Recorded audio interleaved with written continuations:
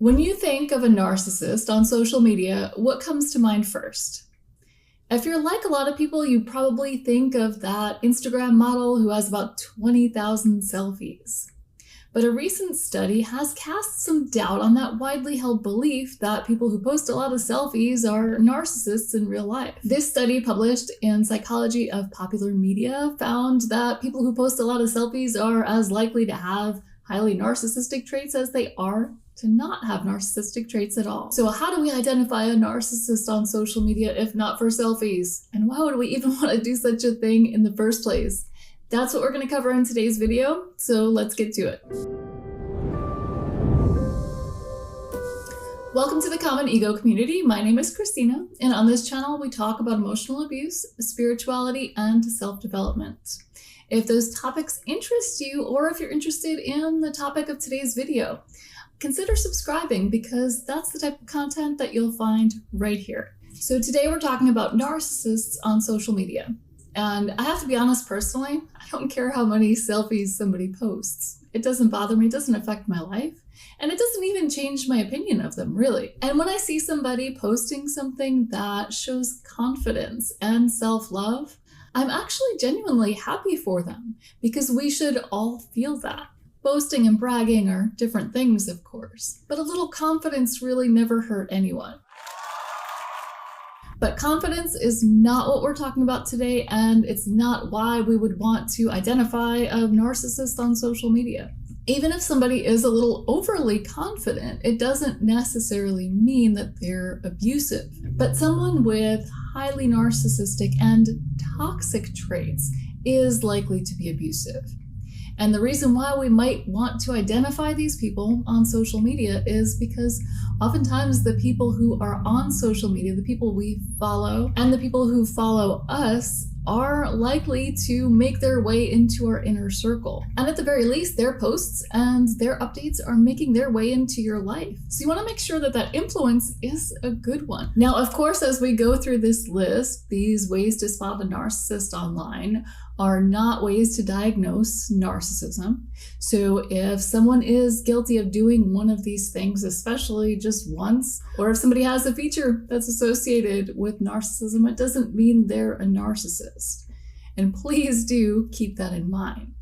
But on this list, I'm talking about some toxic traits, some ways that we gaslight each other on social media, and some things that we really need to examine. So if you find that you have been guilty of any of these things, it might be worth some self-reflection. Again, it doesn't mean that you're hands down a narcissist, but if you can't self-reflect, then that is cause for concern. So let's get to the 7 ways to spot a narcissist on social media. And the first one I think is probably the most predictable. It's probably the one you were expecting to hear. The first way to identify a narcissist on social media is to look for someone who is never wrong. We all know someone like this, don't we? Probably more than one person. Now listen, it's never fun to admit when you're wrong. Absolutely never.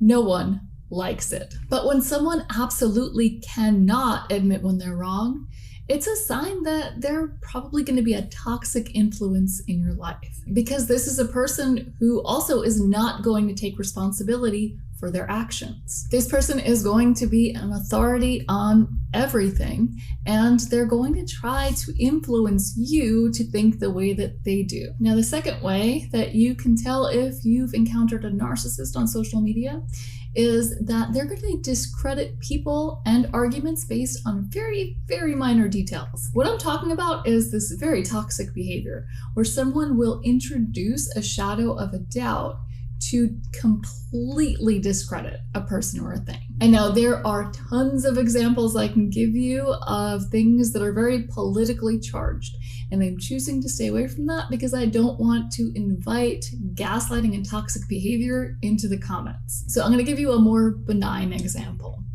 So let's say I post that I decided to take control of my health and I am eating organic. And somebody comes along and feels the need to educate me on the fact that there's corruption in this world. And there's a chance that that USDA sticker that's on my apple was obtained illegally, that it was bought, that somebody was bribed to put it there. Now, can I prove that that didn't happen? No. Is it possible? Sure. I mean, anything is really possible. There is corruption in this world. But someone who's comfortable doing this is probably also comfortable gaslighting people in their personal life. Because this is a tactic that gets you to question everything. And if you have somebody doing this to you constantly, if you have somebody in your personal life doing this to you, you're probably going to face analysis paralysis constantly. Because when it comes down to it, this devil's advocate position can be applied to virtually anything. And if you start applying it to all your decisions, you're not going to be able to make any decisions anymore. And going back to the first way that you can tell somebody's a narcissist online, they're never wrong. The people who use this tactic will not use it on themselves. They will not accept any devil's advocate position on something that they feel strongly about or something that they're pushing. They will only use it to discredit an alternate position. They will only use it to tell you that you're wrong for thinking or feeling the way that you're feeling. And that brings me to the next way to tell that you've encountered a narcissist online. It's that they're very comfortable telling people how to think and feel. Now, we all have opinions, right? And sometimes we might be guilty of giving our opinion when nobody asks us for it, or it's really unnecessary. But what I'm talking about here are people who try to force their opinions on other people. These people will get into those arguments that never end, those back and forth arguments that where if you're on the other side of it, you just have to walk away, and that is the only way it's going to end. So if you don't walk away, you might spend the rest of your life arguing over this silly thing that this person isn't letting go of. And they can't let go until they feel thoroughly satisfied that they have convinced you to think or feel exactly the way they do. So another thing that narcissists like to do online is discredit somebody's opinion based on their opinion, or what seems to be their opinion, on an adjacent issue, something that's only really loosely related.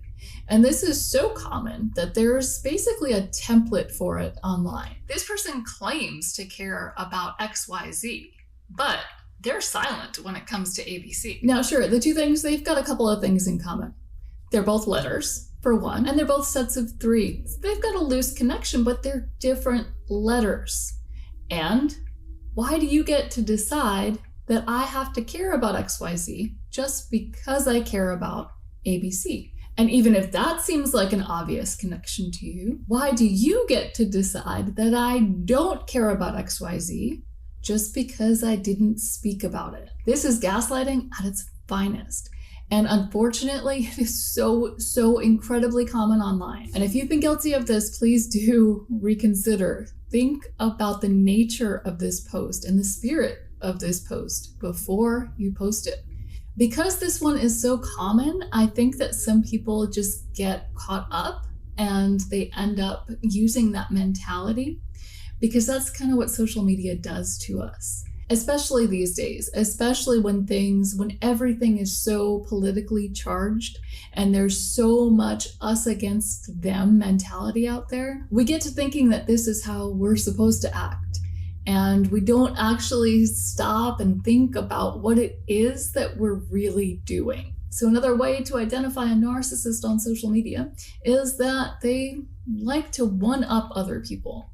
So whatever it is, if somebody has something bad going on, they'll probably feel the need to comment that they had something worse. Oh, I can identify, and then go on to basically hijack the post to talk about their own situation. Now, these people are also very likely to compare themselves in their own posts to other people. Unfortunately, this is another trend that is very popular on social media right now. And there's a template for this one too. Who can say they haven't done this thing? I'll wait. Really?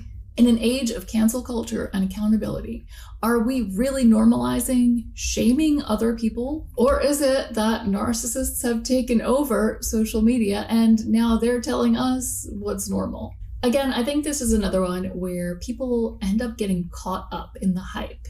They see someone else doing it and they can apply it to their own life, and they think, well, I'm better than you because of this. And it's not really okay. It's not okay to be doing to each other. We really should not be shaming each other for our decisions. So the last 2 ways to spot a narcissist online are based on studies. So number 6 is that somebody will frequently post on social media. And this one study found that people who post frequent status updates are much more likely to score high on traits of narcissism than people who do not post frequently. Now, personally, I'm thinking this applies more to narcissists who are more grandiose, those who truly believe that everyone wants to know exactly what they're doing every minute, that this information is going to be vital to somebody out there, that it's going to be interesting. And when you look at it that way, it does make sense that people who post very often are more likely to have narcissistic traits. And the last one is a little bit funny, but there was actually a study done on this, and this study found that narcissists are more likely to have distinctive eyebrows. Yes, I said eyebrows. Now, I know you're probably going to dismiss this as junk science, right? But there was an actual legitimate study done. And this study found that above all other facial features, eyebrows were the biggest predictor of narcissism. The people with distinct and more bushy eyebrows, more pronounced eyebrows, were more likely to be narcissists than people who didn't have distinct eyebrows. And now this leaves me wondering whether the results would have been the same if they did it a couple of decades ago, when people were more likely to overpluck their eyebrows. If they conducted this study back then, maybe they would have found that people with very tiny eyebrows are more likely to be narcissists. It's a very strange thing, but eyebrows do follow trends, and the trend right now is to have more distinct eyebrows. So I guess when you do put some thought into it, it makes sense that a more grandiose narcissist would have more distinct and probably heavier eyebrows than somebody who's not a narcissist. So if you like this video, please let me know by hitting that like button. And if you'd like to see more videos like it, be sure you're subscribed. And I will see you next week.